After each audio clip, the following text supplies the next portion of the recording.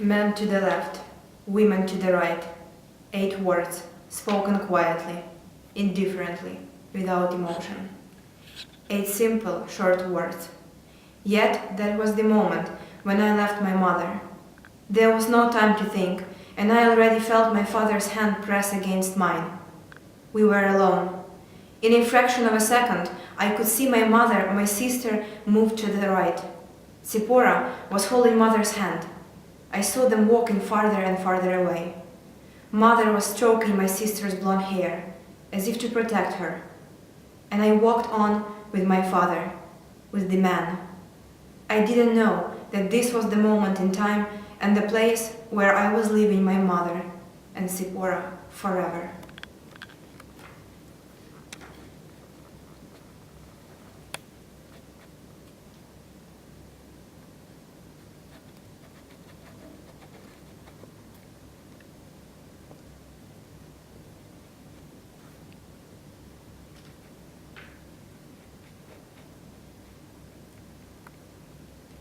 Never shall I forget that night, the first night in the camp, that turned my life into one long night, 7 times sealed. Never shall I forget that smoke. Never shall I forget the small faces of the children whose bodies I saw transformed into smoke under a silent sky.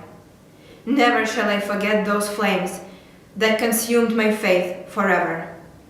Never shall I forget the nocturnal silence that deprived me of for all eternity of the desire to live.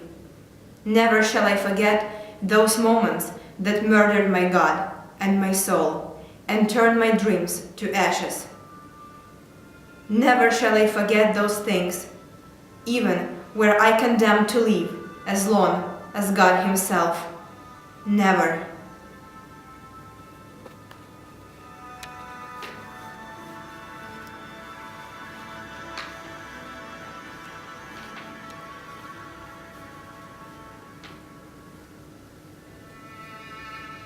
Comrades, you are now in the concentration camp Auschwitz. Ahead of you lies a long road paved with suffering. Don't lose hope. You have already eluded the worst danger, the selection. Therefore, muster your strength and keep your faith. We shall all see the day of liberation. Have faith in life, 1,000 times faith. By driving out despair, you will move away from death. Hell doesn't last forever. Good night. Those were the first human words.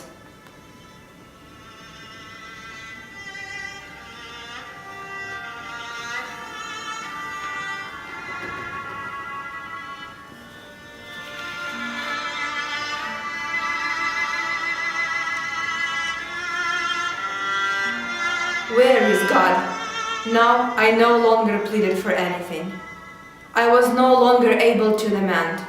On the contrary, I felt strong. I was the accuser, and God the accused. My eyes had opened, and I was alone, terribly alone in the world without God, without man, without love and mercy. I was nothing but ashes now. But I felt myself to be stronger than this Almighty, to whom my life had been bound for so long. In the midst of this man assembled for prayer, I felt like an observer, a stranger.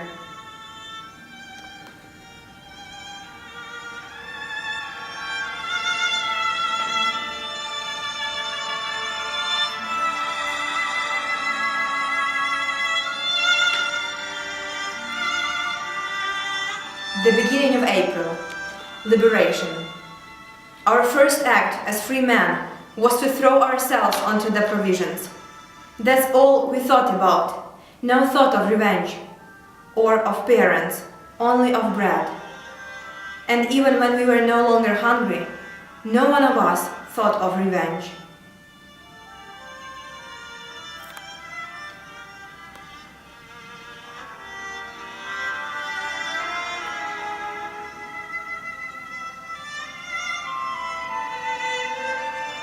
Three days after the liberation of Buchenwald, I became very ill. I was transferred to a hospital and spent 2 weeks between life and death. One day, when I was able to get up, I decided to look at myself in the mirror on the opposite wall. I had not seen myself since the ghetto. From the depth of the mirror, a corpse gazed back at me, and the look of him has never left me.